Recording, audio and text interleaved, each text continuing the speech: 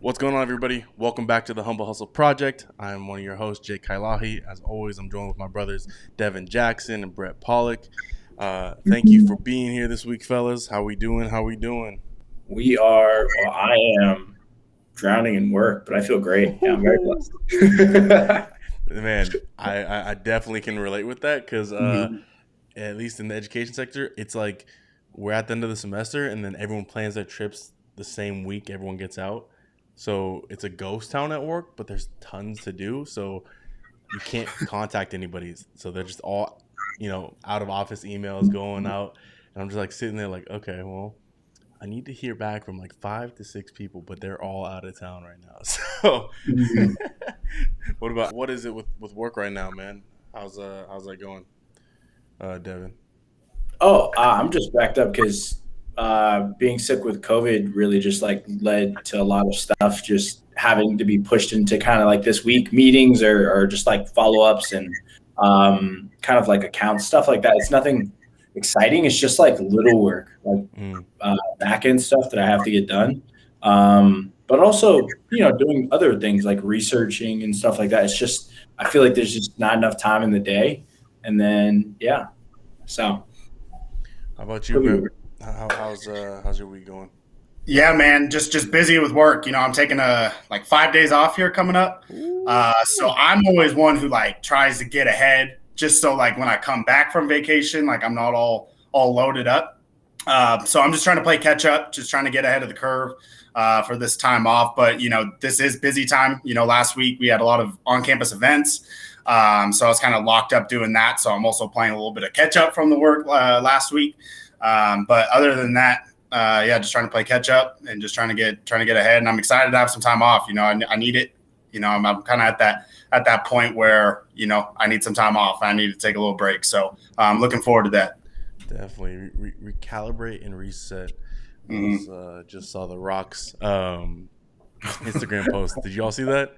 Dude, yeah, the one where he's just sweating there in front of the fucking t-shirt, looking like a Greek god out there, saying, "Hey, I'm Sunday's recalibration day, but I'm still gonna be out here working." So I'm like, I'm getting after it in my iron. Let me get my ass up and get going. Damn, shoot, man. But I appreciate y'all sharing that. I'd say for me, man, like similar with Brett, and the end of the semester, people disappear, and there's still work to be done, but rightfully so, people need to take their breaks, reset, recalibrate, and get things, back on track. But that's an interesting, Brett. Like when it comes to like making sure you have the work done prior to leaving, how important to you is that to do that? Because the reason why I asked this, I think, would be a byproduct of, at least to me, sometimes it feels like in different work environments I've been in, people just like, oh, I'm on vacation, I'm out. And it's not even like a preparation for like they're leaving. It's just like deuces, I'm gone. So like how important is that to leave out on a good note for you when it comes to that preparation? And it means a lot to me. I want to set my coworkers up. So if there's some projects I'm working on or some tasks I need to do, I want to make sure that they're in the best position to be able to do those when I'm gone. And especially, I'm one of those people, I like to turn off my email. I like to turn off, Microsoft Teams. I like to turn that all off. If they want to call me, totally, you can call me. I'll pick up if I can. But I really want to like try to limit the issues or problems that can occur when I'm gone, just so I can enjoy myself. So I'm not worrying about work. I'm not worrying about, this or I didn't get that done or, what if this happens? I really want to enjoy my time off. So it's really important for me to leave work on my last day before I go on vacation with a clear head and be like, I did all I can to limit those problems that might occur. So it's very important to me. It's really important to me just so I can enjoy myself and have a good mindset when I'm on vacation, that vacation mindset. Yeah, I feel wildly guilty if I don't do that. Mm-hmm. Same. Wildly. Yeah. Yeah, I shared my Nashville story a couple episodes ago where I didn't do that. And then I went to Nashville and I could not enjoy myself. Like I was just stressed out on the phone, texting, and it was just the mindset that I had on vacation wasn't good. Like I actually was not in a good mood. And the people around me saw that. they saw I was stressed out. They saw that I was just working all the time and just dealing with these problems that I could have prevented had I done that, had I had a checklist, gotten what I needed to get done. So even around the people around me could tell. They were like, yo, like, are you okay? Like, what's going on? And it was really just because I didn't take that time to set myself up and be able to enjoy myself. So today's topic I wanted to get into, and kind of along those lines of like setting yourself up, was, what does it mean to be a specialist or an expert? To have the agency over various topics. I know we're shifting here on a little bit from our check-ins here, but I wanted to talk about this topic because there's been a lot of things recently, whether it be in the news or whether it be from social events, of expertise coming into question, or what draws attention, even at the sacrifice of expertise. And I say this in reference to what I actually was viewing this weekend. So I viewed, what was it, UFC 263 this weekend. I was watching that amazing fight. Wow. Israel Adesanya, or how do you say it? Adesanya, yeah, Izzy. I'm gonna just go with that. Can't roll my letters like that. But he demolished this dude, and I was just, it brought into this thought to my head of like, man, like, while this fight is happening, there are millions of people also watching a bunch of YouTubers and TikTokers box. And I was like, okay, what does expertise mean? What is the value of expertise today? And how important is that to when we, move about our daily lives? Granted, this is in the entertainment sector, right? But what does it mean to you, and fellas, this is just an open-ended question, to be a specialist or to be an expert in something? What would that mean to you all, to be an expert or to be a specialist in something? How much do you value that quality in somebody? I value it a lot, but I base somebody's level of expertise off of their experience, their time, and also just like a little bit of like how they approach things, right?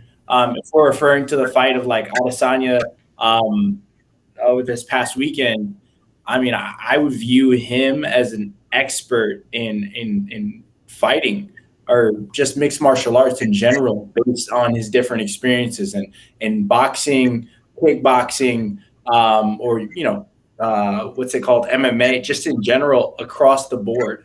His experiences, his amount of time he spent in it, and just like his approach to it as well. That's, for me, it's really, I normally like decide who I'm going to like listen to based on a subject, based on those three things, right? And there can be variables, but if I see somebody is experienced and spent some time, and they're also like kind of open to learning new things, but also like, I don't know, they've been around the block a couple fucking times, that I'm open to listen to them. You know what I mean? What about you, Brett? To be an expert, what I really think about is time. How much time and how much, effort does somebody put into learning whatever it is, whether it's mixed martial arts, whether it's, learning a software program at work, to really become an expert, it's really about the time. And the first thing that I thought about when we brought up this topic was the 10,000 hour rule. There's this research that came out where the guy said that they were studying like violin players or something, and when you become an expert, and they determined that it's about 10,000 hours for you to really become an expert in whatever it is. And so that's just one thing that I think about, is just the amount of time that you have to put in to really become an expert. Because you become good at something, or you can know something pretty well, pretty quickly, I think. But I just really think back to the amount of time that it takes to really become an expert in something. And then how you portray that, how do you, if you are an expert, how do you come off to people? Are you arrogant, or are you helpful, or, whatever it is. But yeah, it just really brings me back to the time that it takes to be an expert. And I don't know how long it takes, to be honest with you. It might be 10,000 hours, might be 20,000 hours. I don't really know how long it takes to become an expert in something, but it really just brings me back to the time that it takes to be a master at anything. Man, I was. Oh, go ahead, Dev. Oh no, I was gonna say, I think like when you said that around how long it takes between either like 10,000 hours and 20,000 hours, I think that's where like something like talent comes into play, because your talent could cut your learning curve, where it would take somebody else 10 years to learn something. It would take you only 5 to 3, and then based on like your work ethic, it could even compress that even further. You know what I mean? But I think that was just like the first thing that came to mind. But no, definitely.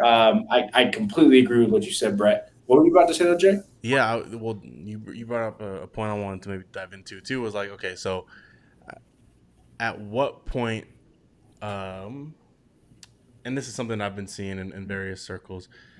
At what point does let me just say this, is that I've seen that time doesn't always line up with expertise. I've seen a lot of things that have been committed to with time, plenty of time, and that oftentimes just reinforce, what the operations are, but not really finding improvement. Now, you might have seen a lot of different things, but when it comes to, man, just some examples that have been brought up to me recently was like, when a founder of a company steps down from being the CEO and now has a new person take that role over that's only been with the company for 4 months, right? And so where I'm going with this is like, at what point does time just mean time? And where we bring in these other components of our conversations like productivity and movement, and like you might have been there moving for 10, 20, 30 years, and you might be calling yourself an expert, but man, like I don't know if you really got the credentials to consistently improve on what you have. And so it was phenomenal. I was just talking to Drake the other day. For those of you that don't know Drake, he's a close homie of ours, and he was talking about how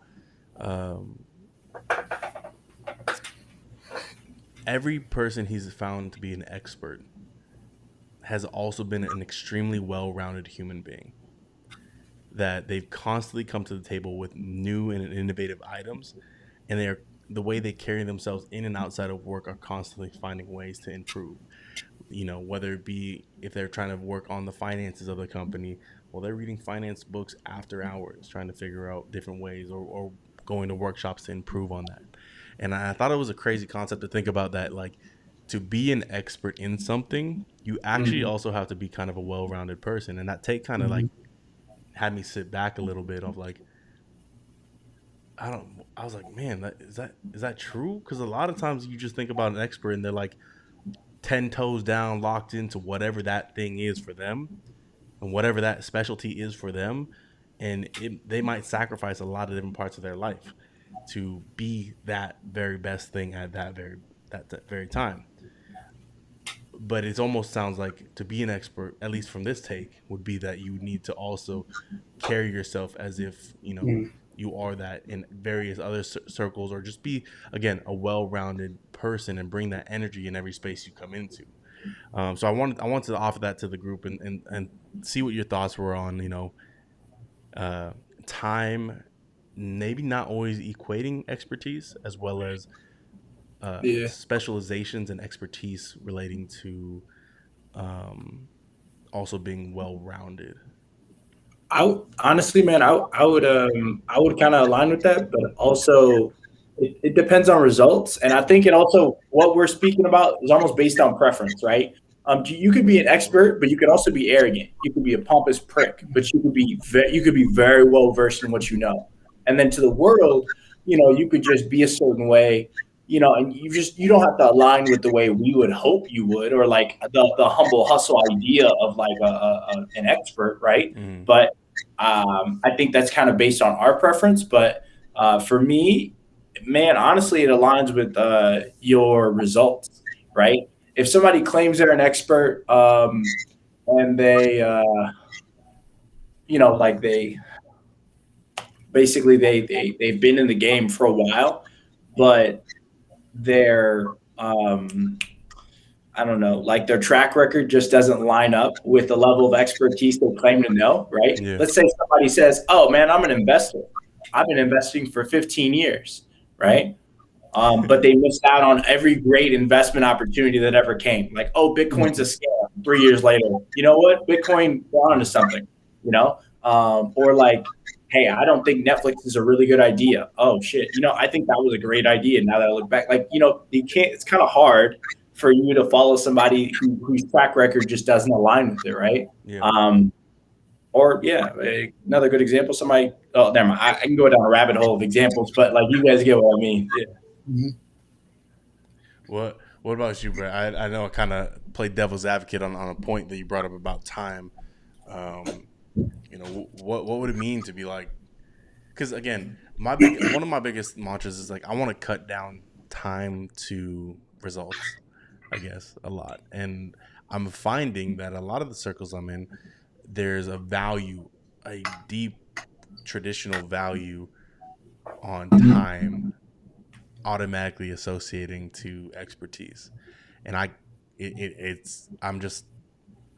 it takes me back every time I see it because it's pretty constant in multiple circles that I'm in, and that's the thing that I'm really trying to grapple with. So I guess, man, Brett, like when it comes to that time to results and kind of challenging that a little bit, you know, what are your thoughts on that? I mean, the one thing that I just thought about was, you know, experts, I think, need to have a hunger for knowledge or a hunger to learn new skills, no matter what you're talking about. Like I said, whether you're at work, working on the software program, or, you know, even you guys were talking about those UFC guys. I mean, those UFC guys are the best fighters in the world. And, you know, to remain at that level, at the top level, those guys train and they, you know, will train with the Muay Thai guy, you know, one training camp. They'll train with the boxer one camp. And they're constantly trying to add either new moves or add new skill sets to remain at that level. And so I think that's a very valuable point in, you know, you may be an expert or you may know something very well, but you should have that knowledge, or I mean, that desire for knowledge or the desire for more, because problems are going to come up and you're going to have to be able to adapt and you're going to really have to understand the whole big picture, I suppose. And so I think that if experts need to have that just that hunger for knowledge, or, you know, the hunger to learn something new, or, you know, look at it from a different lens, you know, or maybe see different issues that can arise. But so just with those UFC guys, it kind of brought me to that those guys are constantly training and they're the best in the world. Those are experts to me. Yeah. Those are expert fighters. And they're constantly training with new guys, depending on their opponent, depending on whatever it is. But those guys are constantly adapting their game because people are going to catch up. You know, someone's going to find the weakness of a guy, and you have to be able to you know, try to foresee that and train yourself in whatever it is. Train yourself so you can face those challenges. Yeah, man. Or exploit them, yeah. What were you gonna say, Deb? Oh no, I was adding on to what he was saying. Like, yeah, you being so open-minded that you're like constantly evolving. You're more than one-dimensional. You know what I mean? Because like being able to kind of being one-dimensional exposes you. It puts you in a place of vulnerability because you've never truly mastered one thing. You're only mastering one side of it. You know, being multi-dimensional, you kind of just ever evolve. You know, you just, I don't know, making fucking moves. One of the things I wanted to ask was, you know, when somebody's going through all these different life trials, and a lot of times we look to those mentors and experts, how do we define and how do we make sure we're locked in with the correct people, right? Because, I mean, we can use the example of, you know, our Instagrams. I guarantee you most people in this listening to this podcast have probably a DM from somebody talking about, hey, let's make some money off of Forex. Hey, I just lost 50 pounds in 3 weeks. Come join this program and you can make money while selling fruit smoothies. So again, you know, vetting, like how do we vet these experts and specialists in these various spaces? And, you know, again, not only that, but also providing credit where credit is due. You know, a lot of people are doing a lot of cool stuff. Right. A lot of people are doing stuff that looks cool. Mm-hmm. You know, yo, this is actually a really good topic. Brett, do you want to take it on first, bro? Yeah, no, like I think it's all about just having the right conversations. I think that, a lot of times someone can just talk about something and we instantly think that they might be an expert. But I think it's like asking the right questions, knowing enough to know if somebody's not an expert. Yeah. Say they're full of shit. You should know at least enough to be like, all right, this person doesn't know what they're talking about, or they may know, they know a little bit, like, or they're just, they're an imposter, like they are acting like they know, and they think that I don't know enough to know that they don't know, so I think it's but yeah, I just think it's about having those conversations and knowing enough to know if somebody is not an expert in whatever topic it is. So taking and I think I'm pretty good at that. But I think it's just about having those conversations. I like that. You really drove home like taking it upon yourself to before you even search for somebody, an expert, a specialist, a mentor, whatever that is. The big part is doing your own research to at least give yourself a foundational base, right? So I definitely feel that. If there's this dope quote that I love to think of: leaders always speak last, right? And it's like you get a good idea of like somebody who's possibly an expert, right? Based on their experience, their time they spent into it. And for me, when I'm listening to somebody, or if I'm making a decision on whether it's somebody who's knowledgeable in a subject, for me, I do my due diligence. I'll look at their history. I'll look at their track record. I identify, and I'll give you a good real world example. Recently, I've been like learning a lot of real estate from this one cat, and for me, how I identified whether this was somebody who was knowledgeable in real estate and wasn't is by interacting with other people he had worked with. It's by listening to even how he conveyed his message, figuring out like, was his message coming across genuine? When he was speaking, was it to convey knowledge, or was he trying to pass along knowledge, or was he trying to come off as this really, really intelligent, like all-knowing person, right? I think as one thing I've realized as I get older, it becomes less about, for me, just like seeing who speaks the most and watching someone's actions, and then watching like the track record behind them, right? Seeing how people are afterward, seeing how they speak about a subject, how open they are about someone and someone else's opinion. You know what I mean? It's fascinating, but I think that I think if you do your due diligence on people will tell you everything you want to know about them, just like they'll tell you everything you want to know about that subject, right?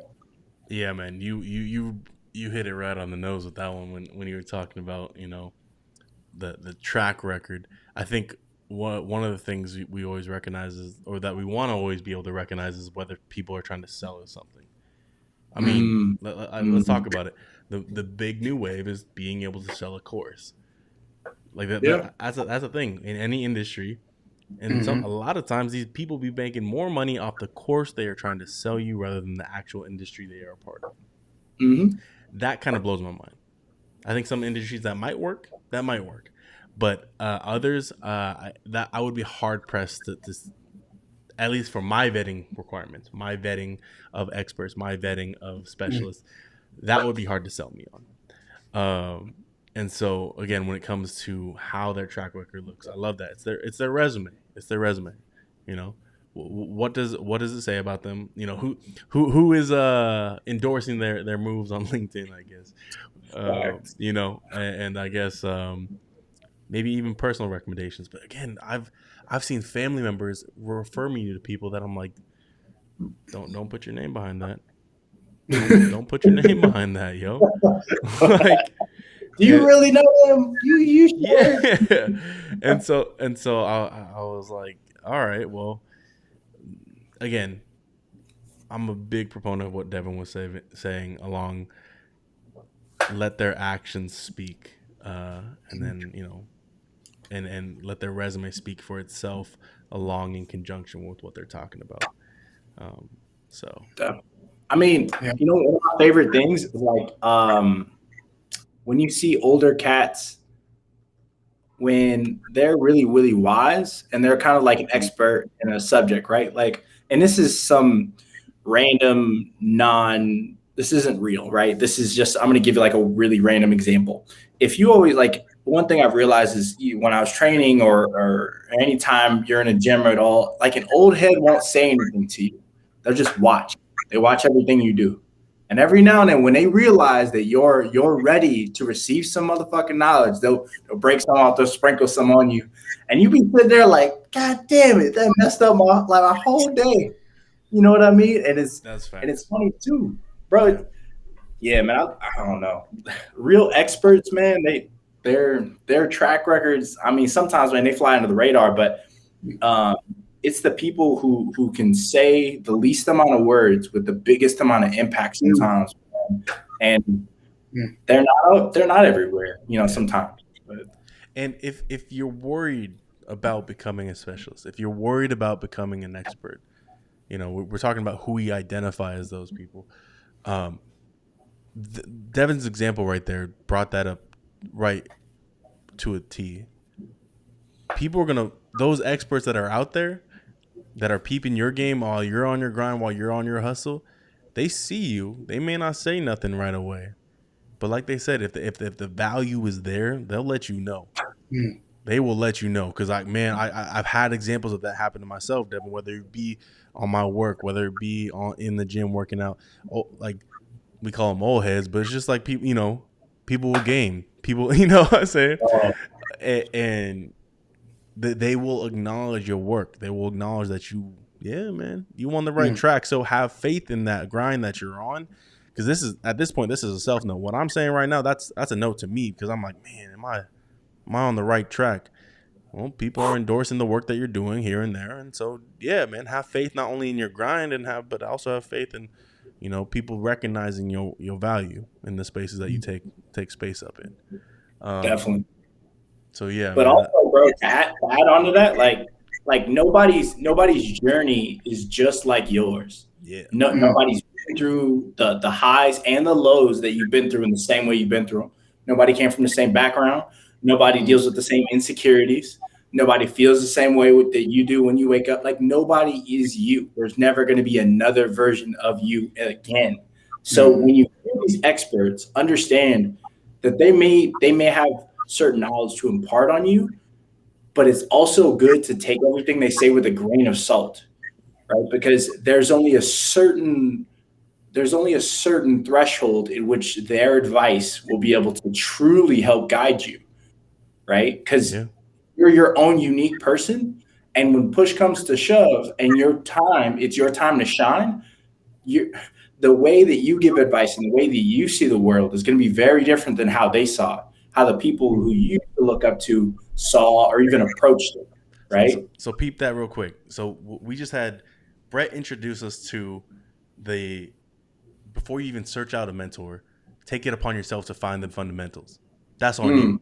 Facts. And we just had Devin walk us through the end of that, where it's like there's a threshold where that decision and that whatever wisdom, whatever they want to impart on your life won't matter anymore, because at the end of it, it's on you. The beginning and the end with you, right? And everything in between can help contribute to what you want to do and how you want to identify who these experts are, and whatnot. But again, I love that, man. Y'all literally just did that. That was fire. That was so natural, bro. Brett just opened it up. Man, it's on you. Sprinkle that on him. Sprinkle on, and Devin close it up. It's on you, right? And everything else in between can help contribute. So that was fire, bro. I just had to summarize that up real quick, because dots just started to connect. The fact that you connected all those dots, bro, I didn't even see it. I appreciate that, Jake. No, that was good, man. God damn. Yeah, man. This is a little contribution to the conversation of identifying what a specialist and an expert means to you. It sounds like it's very subjective. It sounds like we have a lot of different opinions on it. It also sounds like there's some benchmarks. There are a few things that you need to meet. Your resume needs to speak for itself a little bit, and whatever you're talking about, you better be able to back it up, right? And then at the end of the day, being able to find information in a field, in a sector with experts in it, it starts with you and it ends with you. So, that's our conversation on what it means, at least for us, for what a specialist and expert is. And I think that'll wrap it up for the day, fellas. And any last parts and anything people should be aware about, and then we'll wrap it up for the day. If there are topics you want to hear about or things that you feel like constructive criticism we could, on the episode that you just heard, please give us feedback. Reach out to us through Instagram, the Humble Hustle Project. Reach out to us through TikTok. Reach out to us through YouTube. We're on all platforms, obviously, because you can hear this. But introduce this to your friends, and even if they have constructive criticism, man, we'd love to hear it. So thanks for tuning in. Absolutely. All right, y'all. Well, that's it. And like you said, play devil advocate. Like, get involved. Play devil's advocate for our opinions, what we're talking about. We like to bring information to you all, but again, man, we want to hear from y'all. Okay, so appreciate y'all. That's it. Deuces. Wait.